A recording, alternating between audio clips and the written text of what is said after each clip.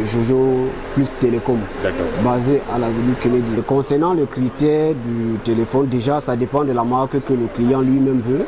Je conseille généralement le 16 Go, par exemple 16 Go de mémoire, 2 Go de RAM avec l'appareil photo qui a 16 mégapixels.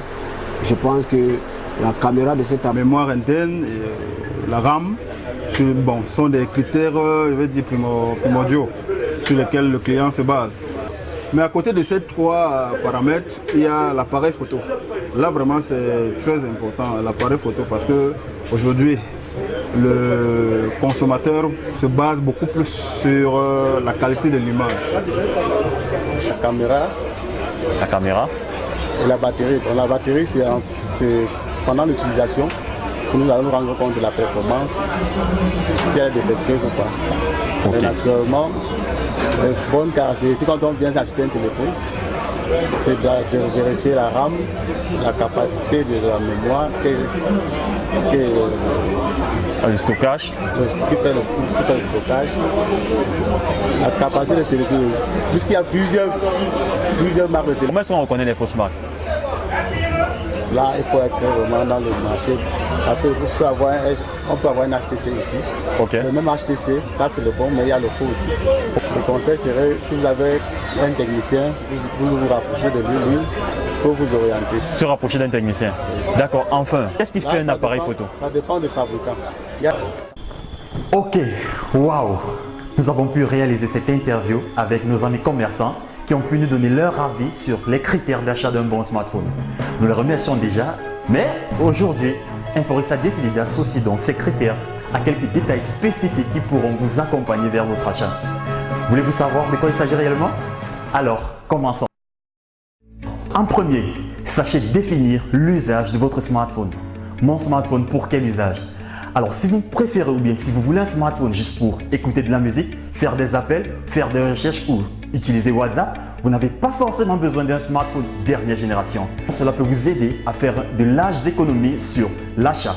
Et avec le reste d'argent, par exemple, vous pouvez acheter des autres kits compatibles pour faire fonctionner votre smartphone davantage. Alors, en deuxième critère, nous avons les performances générales. Cela peut être résumé sur les termes de processeur, RAM et le stockage. Alors, pour le processeur, sachez justement que vous devez privilégier des processeurs dernière génération. Mieux la génération est bonne, davantage vous avez probablement de performance. Également, un minimum de 4 cœurs ferait largement l'affaire. En tout cas, nous vous le conseillons. Pour la RAM ou la mémoire vive, nous vous conseillons une mémoire de minimum 2 Go. Comme vous l'avez suivi tout à l'heure vers nos amis techniciens, une RAM de 2 Go ferait largement l'affaire. Mais cela ne suffit pas toujours pour vos utilisations. Ceux qui privilégient les jeux ou bien alors le multitâche pourront justement avoir besoin de plus de mémoire. En ce qui concerne le stockage, nous vous conseillons tout d'abord un smartphone avec une mémoire extensive, c'est-à-dire la possibilité d'ajouter par exemple une carte mémoire ou tout autre appareil de stockage. Pour la mémoire interne, nous vous recommandons tout de même un minimum de 8 à 16 gigaoctets. En troisième point, nous pouvons parler de la taille. De quoi s'agit-il réellement? En effet, la taille que nous ne devons pas associer à la résolution, il s'agit simplement des dimensions de votre appareil. Si vous optez pour des smartphones avec des dimensions réduites, nous vous conseillons justement d'ajuster votre choix vers des smartphones à dimension d'environ 4 pouces. Un quatrième critère, il s'agit de la résolution d'écran. La résolution qu'il ne faudrait justement pas confondre avec la taille. La résolution, il s'agit du nombre de pixels en longueur multiplié par le nombre de pixels en largeur de votre appareil. Alors, il existe des standards de résolution connus. Par exemple, vous avez les Full HD, les QHD, UHD et parfois les 4K. En cinquième point, nous allons parler ici du réseau, des SIM ou des connectivités en général. Alors, rassurez-vous, en fonction de la zone où vous vivez, que cela soit compatible avec les bandes de réseau de votre fournisseur. Par exemple, 3G, 4G ou encore LTE ou alors GSM 2G simplement. Sachez justement vérifier cette compatibilité tout avant l'achat. En ce qui concerne les connectivités, pensez justement à un smartphone compatible Wi-Fi ou alors Bluetooth. De préférence, nous vous conseillons une version 4 à 5 de votre Bluetooth. En sixième paramètre, nous allons parler de la qualité de l'appareil photo. Alors ici, là, nous allons vous demander de prendre votre mal en patience car c'est un sujet assez tabou qui fait l'objet de beaucoup de supercheries marketing. Ici, en réalité, l'appareil photo dépend réellement de plusieurs paramètres. Vous pouvez simplement vous poser la question pourquoi, par exemple, un appareil photo 8 mégapixels est différent d'un autre appareil 8 mégapixels pour deux marques différentes.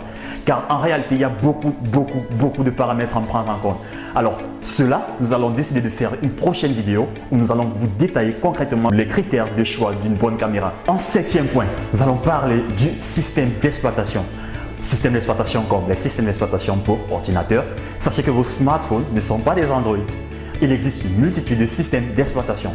Alors, Android, qui est le tout premier, avec plus de 80% des parts du marché, est le plus dominant, suivi de iOS d'Apple, avec environ 13% des parts du marché. Nous avons également Windows Phone mobile et également d'autres systèmes moins connus tels que Bada de Samsung, Firefox OS ou Xiaomi Mode. Android est archi dominant sur le marché, mais cela en fait également le moins sécurisé. Windows Phone, qui est parfois réputé pour sa solide sécurité, et également iOS avec ses moteurs de sécurité assez performants. Chaque système a son avantage et son inconvénient. Pour les utilisateurs de Windows ou les Windows Phone mobile, sachez que Microsoft ne prend plus en compte le développement de plusieurs applications telles que Facebook Messenger sur les versions anciennes en Windows 10. Également Android, beaucoup d'applications ou des jeux ne sont compatibles qu'à partir d'Android 5 ou 6. En 8e point, nous allons parler du partage et transfert. Alors ici, privilégiez des connectivités importantes pour l'échange ou le transfert d'informations. Par exemple, un smartphone compatible avec un point d'accès mobile qui vous permet de faire une diffusion sans fil, vous permettant de interconnecter certains appareils à domicile avec votre smartphone. Nous pouvons aussi parler des connexions mini HDMI ou MHL qui vous permettent de connecter directement votre téléphone via un mini câble à une TV ou un écran HDMI. Nous pouvons également privilégier les technologies Miracast qui vous donnent la possibilité de faire des connexions sans fil, par exemple avec un Smart TV. Vous pouvez également parler du NFC. Le NFC vous permettra par exemple, grâce à deux appareils, de faire un échange d'informations justement par simple rapprochement des appareils. En 9e point, nous allons parler de la batterie et la sécurité.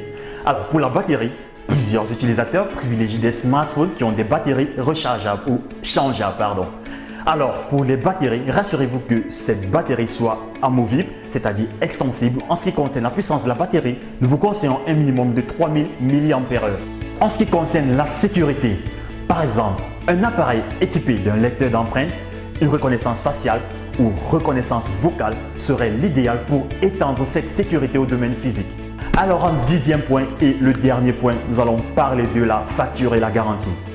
Alors tout d'abord, sachez que la facture est le premier élément qui vous lie légalement à votre acheteur. Si vous n'avez pas de facture, vous êtes peut-être ou probablement en fraude. Alors sachez justement justifier de la garantie de votre appareil sur la facture.